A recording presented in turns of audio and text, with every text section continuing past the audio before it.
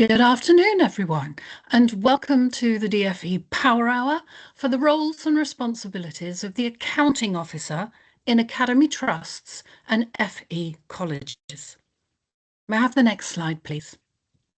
Just a little bit of housekeeping here. The session is being recorded. What we do want to do is slides will be shared early next week, so you will get a copy of the slides and the recording will be shared as well. Feel free, please, to put questions into the chat. We will look at the questions as we're going through the Power Hour today. Please upvote any questions that you like, because we won't be able to answer all of the questions, and we can't answer questions that are specific to a college or a trust. At the end of the session, there's a quick survey which will help us develop and improve what we are offering you. Thank you very much.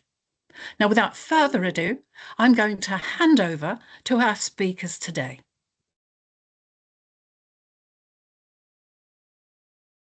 We have the next slide, please. Yep. Good afternoon, everybody. Welcome to this session on the role and responsibilities of the accounting officer in academy trusts and FE colleges.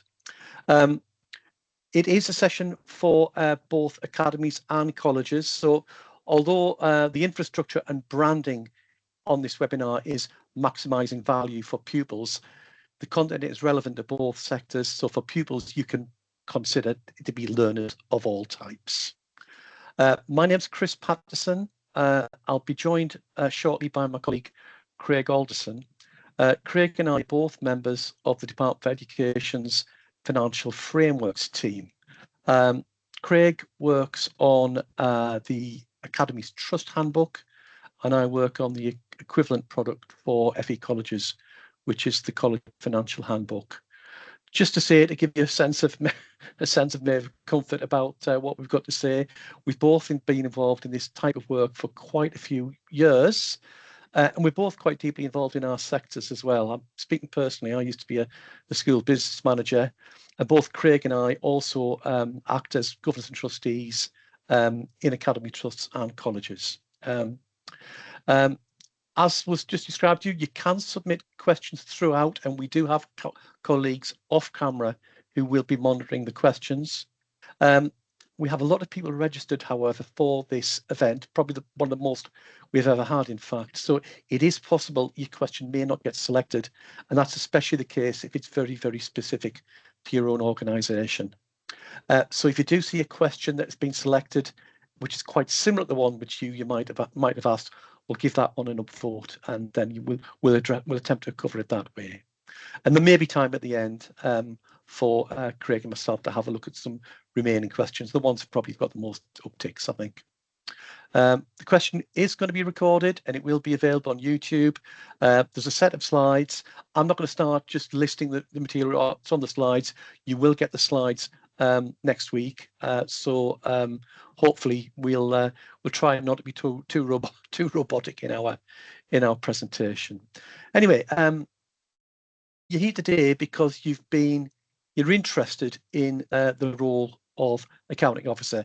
That may be because you are an accounting officer, that you've been appointed by your board, or as your academy trust's accounting, or your college's accounting officer, or you may work closely with an accounting officer, or you just may be interested. So it is it's relevant to the post holder, but it's also relevant to those who work fairly closely with them.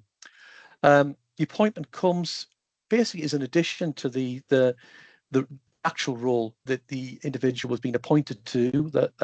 So quite often that it usually means it's the most senior person in the organisation, almost always, and it imposes a number of additional personal responsibilities on that individual, and that's over and above the responsibilities which they might have as chief executive officer or principal.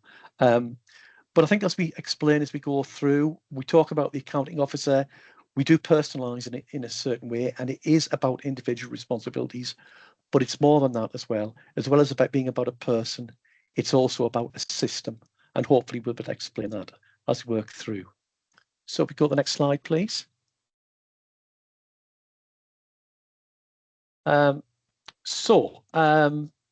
Just a bit of history to the role. We did say, I think, in the blurb to this, we would try to bust some myths. And the first myth, not necessarily a particularly university-held one, but what is worth saying, the accounting officer is not your accountant. Okay, it's about accountability rather than accounting. But it is linked to finance and to money. So the requirement to have an accounting officer is set out in the funding agreement or in the accountability agreement. So what do we mean by accountability? I mean, I think it's an instinctive thing for most college and trust leaders, isn't it? Your learners, your communities, your staff, the local media, etc., all are holding you accountable for what goes on in your organisations. And here, really, what we're doing is we're extending that principle to your accountability to Parliament through the DFE for the proper use of public resources. It's an important duty, but I would imagine possibly not one which was mentioned in the job advert or the job interview. And we have been told that often the formal responsibilities can come as a bit of a surprise to the post holder. It sits alongside your accountability to your board. And one final point before we do move on. Just as nature abhors a vacuum, the system does not tolerate a situation where there is no accounting officer. So please, if you are moving on, please do include in your handover to the new appointee and the state of play with regard to accounting officer responsibilities. And of course, if you are the new appointee, do ask for a briefing on accounting officer issues that you may be picking up. You're going to have to make a statement on these in your annual report and accounts at the end of the year. So it'd be really good if you had an evidential basis for doing so. So we could move on, please. Yeah, so back to the history, please. Yeah, previous slide. Yeah, I was a bit quick off the mark there, sorry.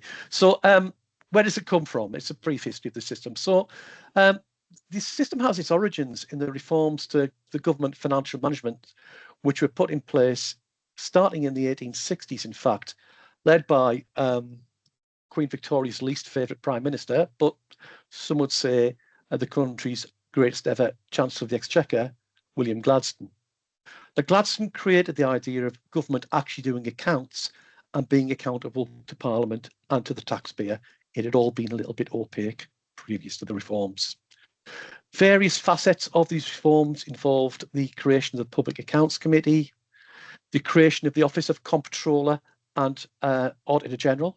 That's Comptroller, not Controller, I think a great Victorian word, I think. And indeed, the Accounting Officer system. And they all kind of hang together. The Treasury Office of Account was also created.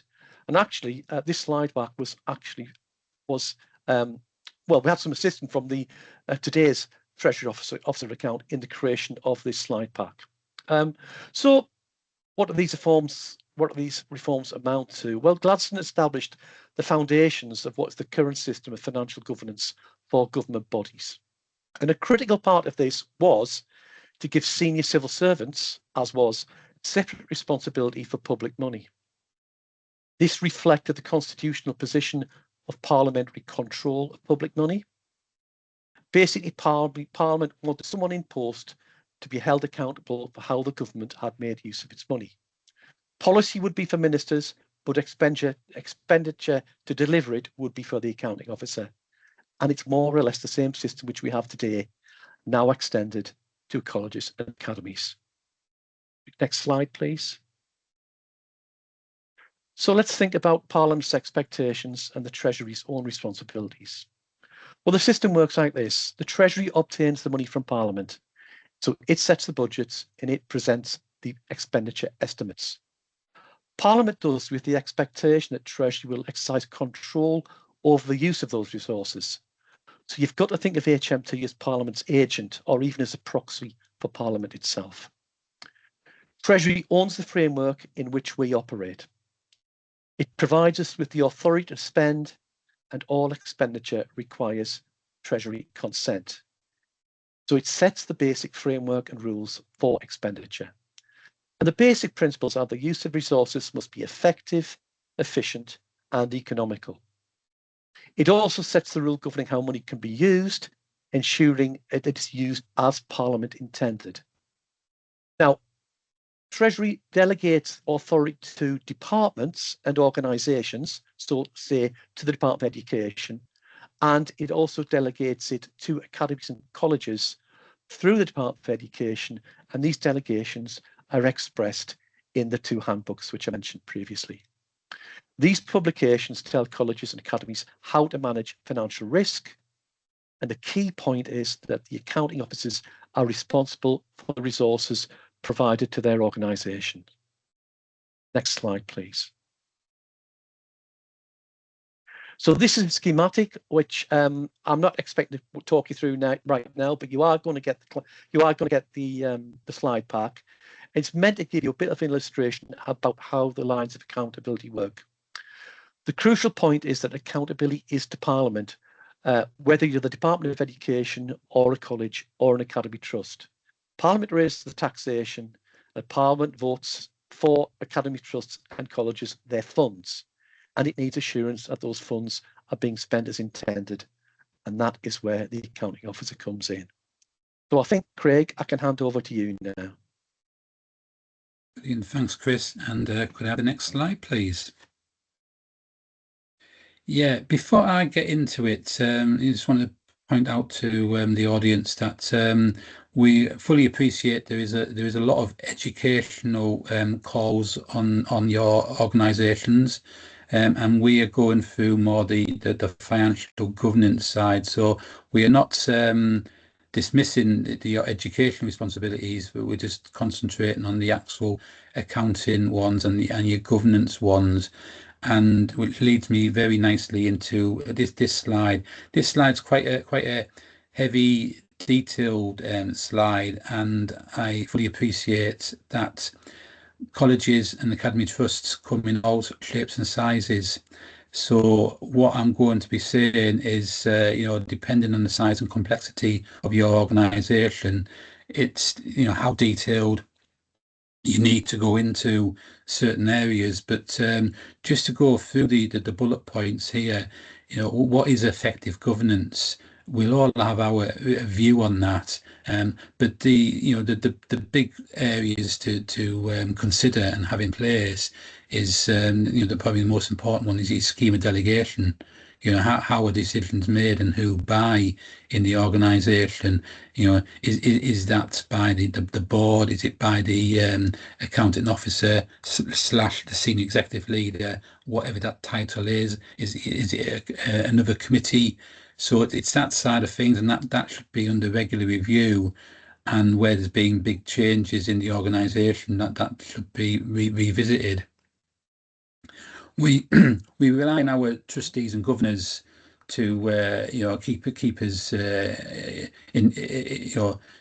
on the right path as well, and it's important to have skilled trustees. So it's always good to see what your makeup of your boards and governing bodies are, to ensure that the right people got the right skills, and you do offer training and awareness for your trustees and governors to get them up to speed, so they can play that active part and that critical friend and have an oversight of the organisation. Internal scrutiny, internal audit, another area which is important, and the organisations will do it in different ways, but that's always good. And it's always, speaking as a former internal auditor, it should never be seen as like a demand of something. It actually gives you protection to make sure things are done correctly. So take it in that sense, that is just making sure that the organisation is doing certain tasks in the right way, and you are protecting public funds ultimately. Strong financial reporting and transparency is always important. I've touched on these, the Northern principles of public life. That's really important as well. Having plans, what is the organisation's aims, what's their things like your risk register, etc. So that's some areas of effective governance. Financial systems, again, it's depending on the size, is how big your financial systems are and how complex they are.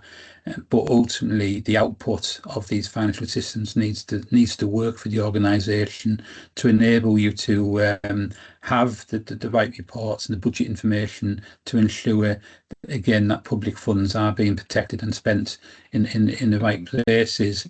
And both handbooks for the academy and the college sectors give good guidance around that, around how to do that aspects of the financial systems. And ultimately, those will lead into, the three E's: economy, efficiency, and effectively, and how you do everything. The next area is financial reporting. So leading on to your financial systems, it's production of your management accounts. It's having your key financial performance in the indicators. It's definitely in academies. There is an important tool which we are encouraging trusts to use more so now, and that's the integrated financial curriculum planning software system. I said software there, but it could be basically a chat, it could be a spreadsheet, whatever works for the size of your organisation. And that's the important aspects. Full and independent accountability. That's again, as Chris has mentioned, there is the statutory role of the accounting officer to Parliament.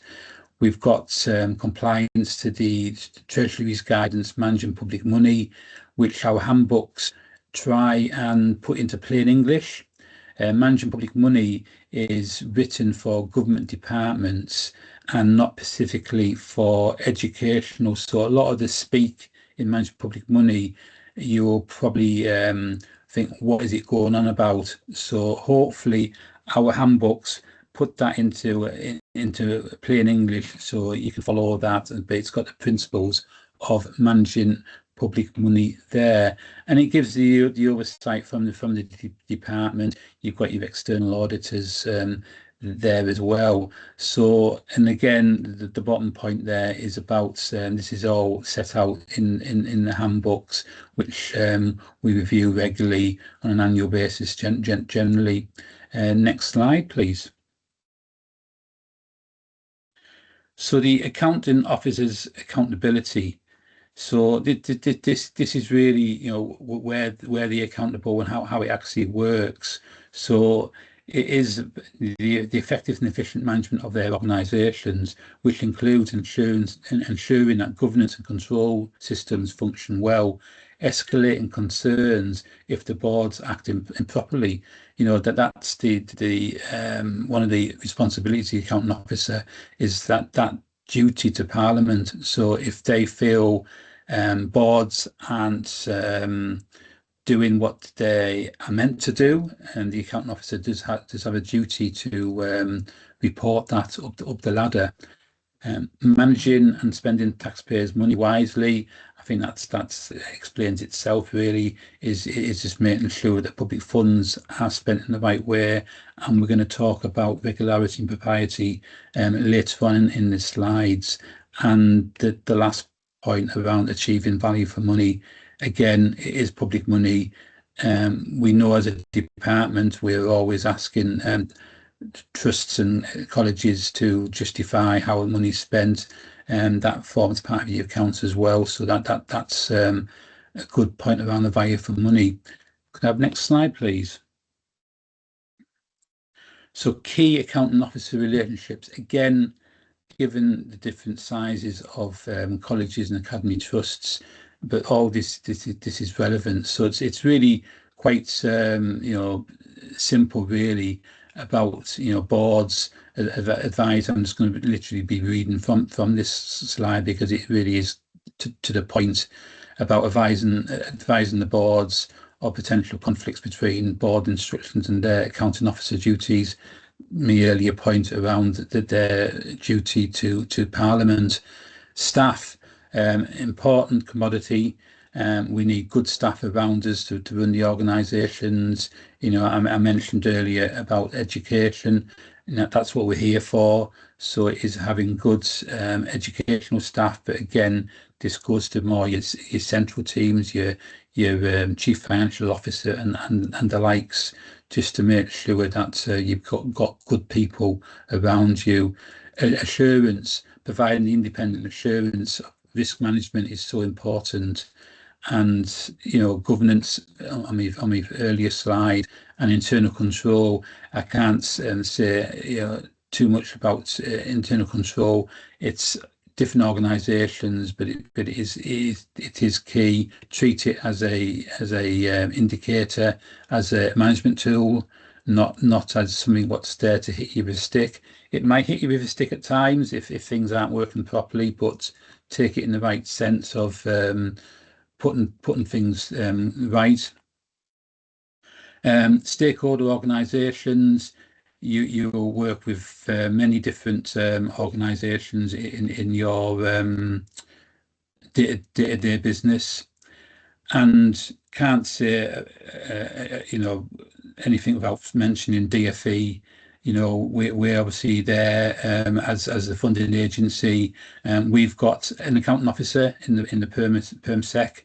So again, it's all that accounting officer responsibilities, and the end user. That's getting public money spent in the right way for the end user, and being it pupils, learners, etc. And the Public Accounts Committee, that again is something which Chris touched on earlier. It is in the background. We don't necessarily expect to see your accounting officers up in front of Public Accounts Committee, but it could happen if things went seriously wrong. But that's just, again, part of the makeup, really. So could I have a next slide, please? So the guiding principles, and I've go into more detail on these areas. Excuse me, but these areas are set out in both handbooks. We get the definitions from Managing Public Money and Treasury's guidance, and I'll speak more on each one on a later slide. Is probably the easiest way. So we have next slide, please. Treasury consents. So there's certain aspects which still require specific Treasury approval. We'll always ask you to come to us first, and we'll go off to Treasury as and when we need to on your behalf. We don't want to confuse you by thinking that there's a requirement to go direct to Treasury. It is to us through your normal channels. And the real big one here is the novel, contentious, repercussive transactions. These areas are really key, and we expect, as the accounting officer, in conjunction with your board, of any new decisions, to consider those and see if they hit any of these sort of key areas. So novel items are generally where the organisation has no prior experience, or it's outside its normal business. It doesn't matter about value. So it could be for a few £1,000s, or it could be for hundreds of £1,000s. It doesn't matter if it's classed as novel. It needs to come into the department, and we will obviously go forward with that to Treasury, where we feel it needs to go to Treasury. Contentious, it's really that sort of test is what we are deciding here. What if it got out into the public domain? Is it going to be one where it could hit the local press or the national press?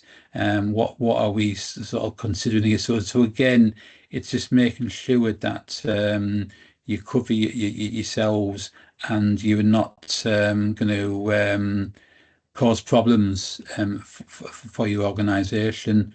Repercussive, again, something what you may do, will it have a knock-on effect to the wider sector? And that could be both in the education sector or the wider government sector as well. So again, just to be careful on what you're looking at, and just being due diligence, liaising with your board, liaise with the department where necessary, and you won't go far wrong. And there is obviously some other examples of where you need to come to the department: ex gratia payments, special severance payments beyond any delegated limits, and there's some examples there. So next slide, please.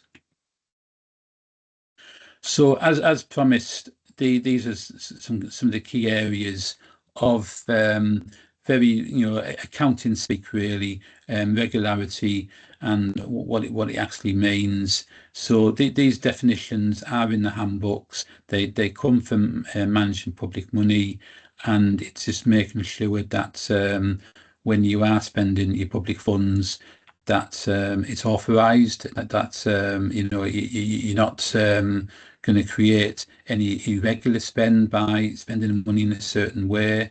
You've got the resources to spend that money.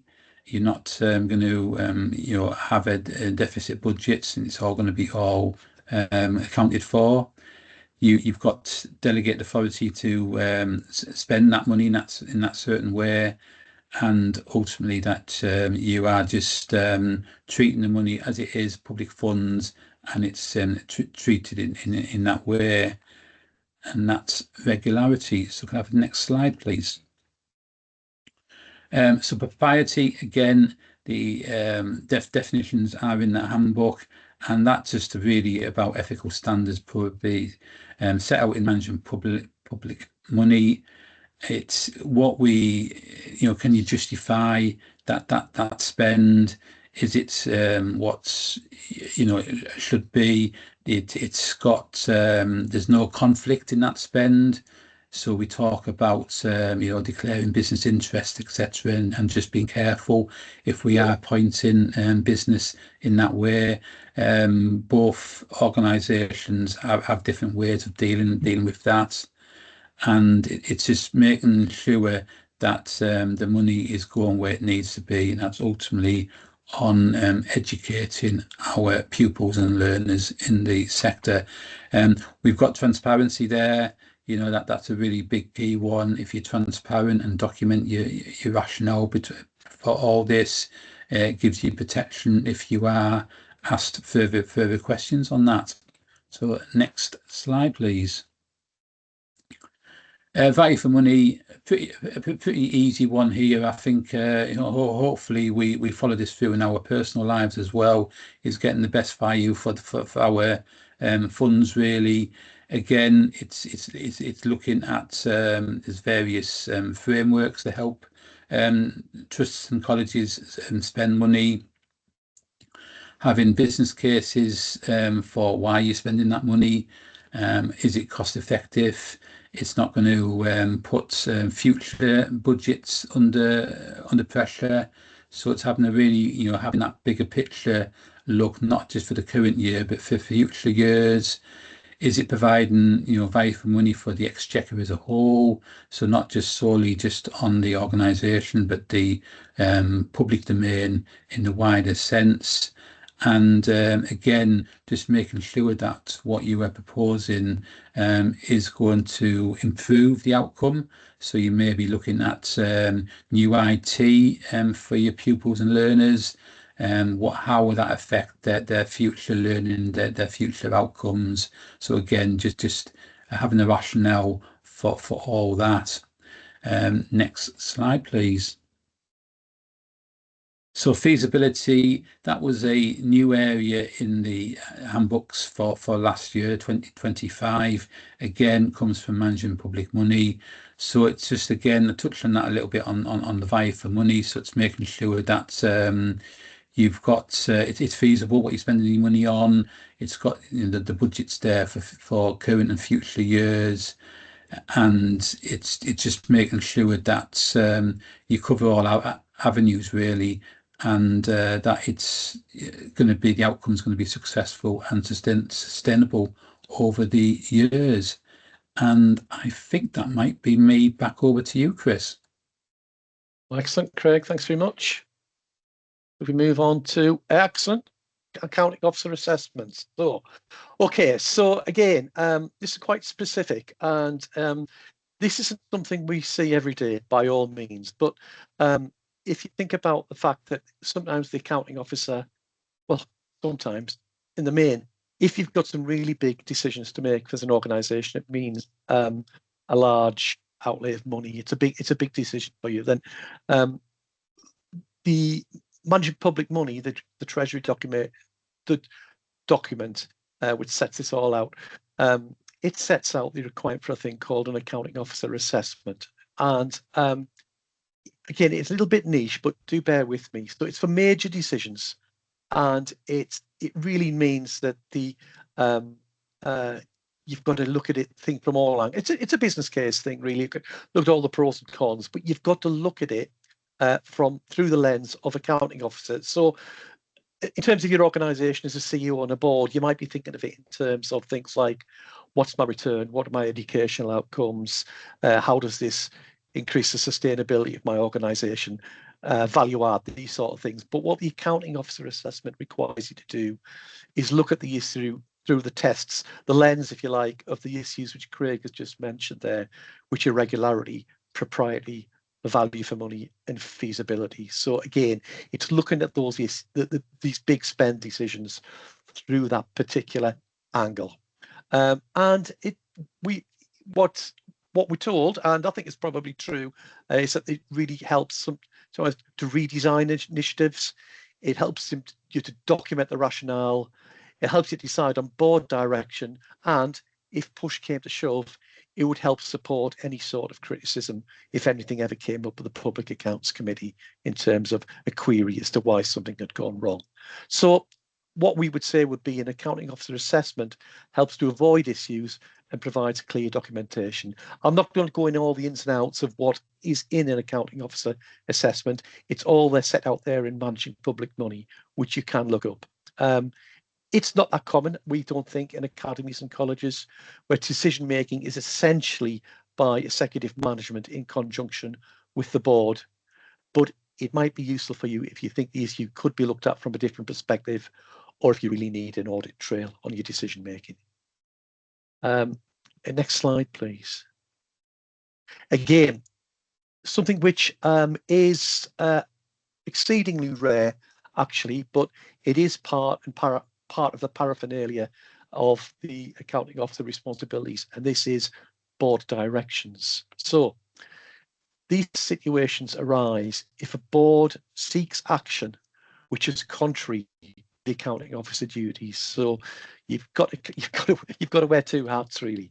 You've got to wear your hat as executive principal or chief executive officer, and you've got to wear your hat as accounting officer. And it's when the board basically instructs you as senior employee to implement a particular course of action, and you think that runs contrary to the accounting officer responsibilities, which we've just gone over, you must, as accounting officer, seek a formal written direction from your board. Now, this is going to be exceedingly rare, and to be honest, it's probably going to be more or less when the relationship between the accounting officer and the board is already pretty fragile. So in this situation, as I've said, the accounting officer will be looking at the issue through the lens of their accountability to Parliament rather than their accountability to the board or even to their learners. But as I said, exceedingly rare, and let's hope you never need to get involved in one of them. Next slide, please. We're getting towards the end here, and there was actually a question. There's a question which came up in the chat, which is, can we set out what the common, what the errors are? And would you believe it that we have been provided with material which is effectively these are areas when an accounting officer has been pulled in front of the Public Accounts Committee, and the Public Accounts Committee has criticised them. Now, what we've done is we've framed these are when things have gone awry for the accounting officer, really. I'm not going to read them all out. They're there. They're in the slide pack. They've all been framed as negatives. But clearly, if you look at each one and you have to consider if it's reciprocal, then these are kind of the bedrocks of what you would expect to see in terms of sound financial management on the part of the accounting officer. Good practice. Now remember, these are across government as well. So you may think some of them are a little bit niche and not going to be relevant to your sectors, but nevertheless, we include them here for completeness. But on the main, I'm sure we can all agree that issues such as good business case appraisal or failure to manage conflicts of interests are pretty universal issues. So we're going to come to the last slide. Yeah, so all I've done here, there's no links here, but this is all stuff you can Google really. So these are some, we've made reference to various documentations throughout the presentation. And you can, these are issues which I think if you're interested in them, we'd recommend you Google these and have a good look at them. The three in the box are probably the ones which I would want to probably stress the most. So effectively, you've got your accountability agreement or your funding agreement. You've got the two handbooks, which we've referred to throughout. And again, managing public money, which is HMT's, the Treasury's own publication. It's a long document, but there's a chapter specifically in chapter 3, which is about the roles and responsibilities of the accounting officer. And I think you would do well to have a look at that. The rest of the stuff, regularity, propriety and value for money, parliamentary scrutiny, Google those issues. You're going to find those in managing public money as well. So I think, Craig, I think we've come to the end of the presentation. The issue now for me, I think, is have we got any unanswered questions?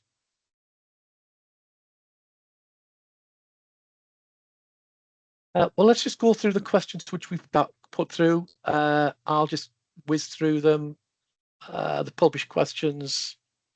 Well, can the event be recorded and shared? Yes, it's been recorded and it will be shared, and you're going to receive a recording and the slide pack next week. Is there a model scheme of delegation published other than by the Association of Colleges?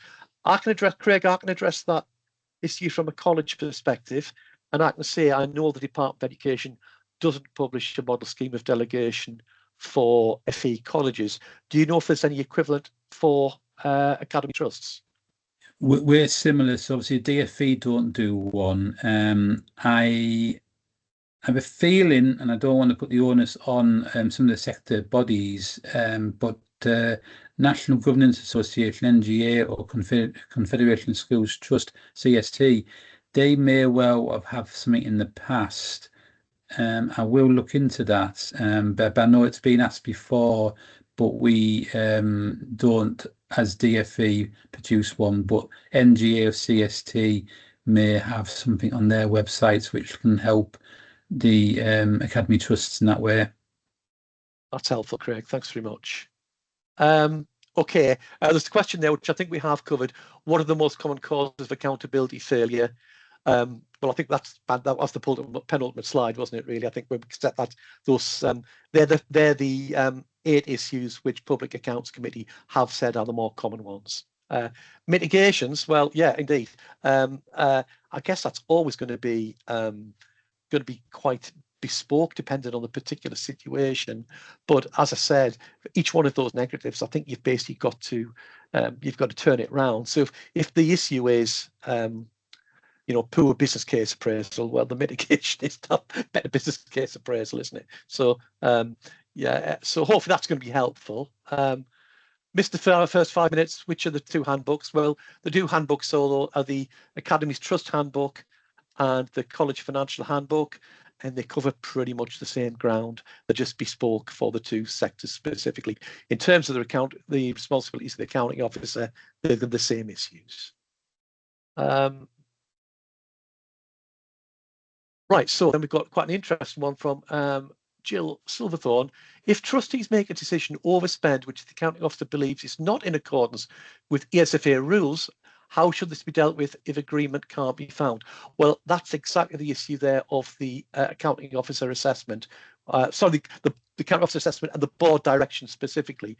So what the protocol is effectively, if you think that there is a if there's an issue where you're effectively, as an employee, you're being instructed to undertake a course of action which you think is contrary to your responsibilities as an accounting officer in relation to those issues of propriety, regularity, feasibility, value for money, then number one, we expect you to try to resolve that with your board, and not to have a breakdown. We would, beyond that, assuming the issue can't be reconciled, then the process is to seek a formal written direction from your board, and to notify the department. So that is the protocol. And just to add there, Chris, we've dropped in the relevant paragraph numbers of the both handbooks to help with that answer as well. Exactly as you've answered there, Chris, you'd be pleased to hear. Thank you, Craig. Yeah, right. Laura Knowles has asked, do the repercussions of accountability failure fall on the individual accounting officer as an individual? Well, that's the system which basically Gladstone set up in the 1860s, effectively, that is about individual accountability. And what I would suggest you could do, it's worth Googling actually, and looking up some previous proceedings of the Public Accounts Committee to see how accounting officers are held to account by the Public Accounts Committee.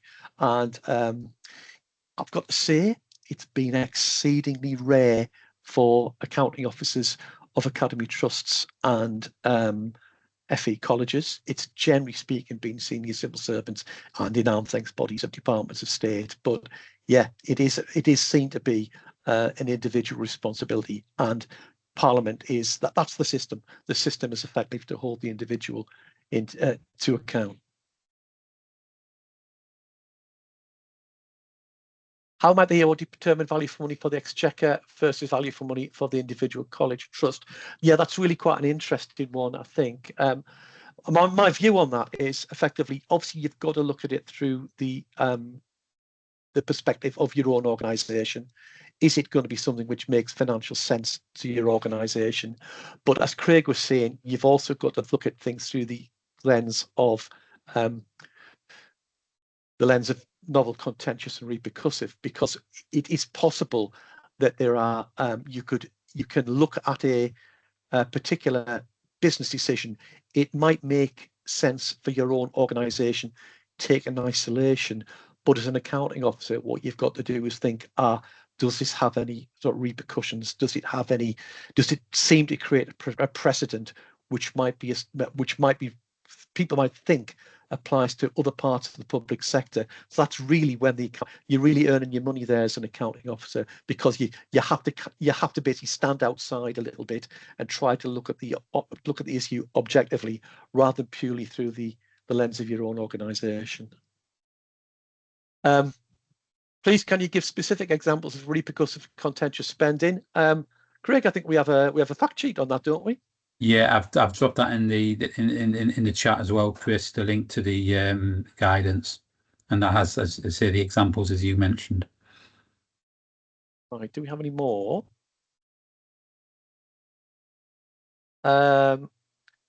What happens when your academy falls into deficit? Well, I think that's in the handbook, Craig, although it's not specifically related to the responsibilities of the accounting officer, is it? Yeah. The immediate thing is get in contact with DFE immediately. Somebody's helpfully indicated that the Catholic Education Service has a model scheme of delegation. I don't think that's one of the organisations you mentioned there before. You mentioned a couple of others, Craig. But yeah, I guess you've got to look at maybe there are probably 2 or 3, 4 maybe different models out there available which you could Google, and I guess you could just adopt one which works best for your own organisation. Yeah, and Wendy there's mentioned CSD, do one as well. And I think, oh no, have we got some more? We've got some more questions. I think that's it, Craig. Yeah, I can't see any more, Chris. Okay, so I think, are we going to bring matters to a close in that case? Yeah, and thank you for the questions, and thank you for your time. Lots of questions. Thank you. That sounded fantastic.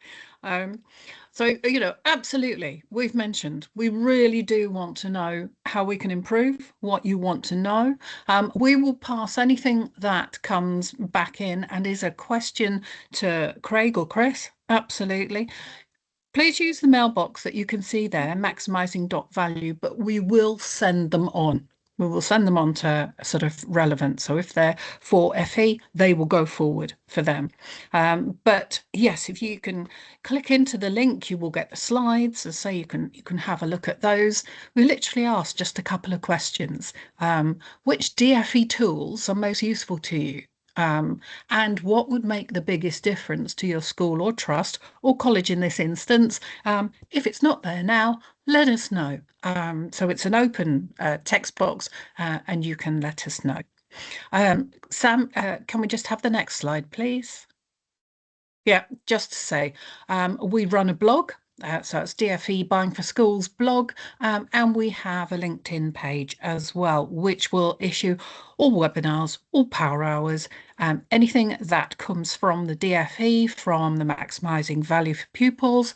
We will put it onto the LinkedIn page or anything that we link to. So please follow us. And the final slide, Sam, please, which is just to share some ideas with the DFE. This is from our user researchers, and this extends across the department. And if you have some time that you could spend with them, they would love you to scan that QR code and just say, yes, I'd be happy. There's lots of things that we want to do, we want to develop, or maybe we should stop doing. So they want to ask because we can't do it without yourselves. So that's from our user researchers, just to say, we really need you to talk to and challenge us. So if you have a few minutes, that would be fantastic. And that does bring the session to a close. So thank you once again to our speakers, really insightful. But thank you everybody for attending this afternoon.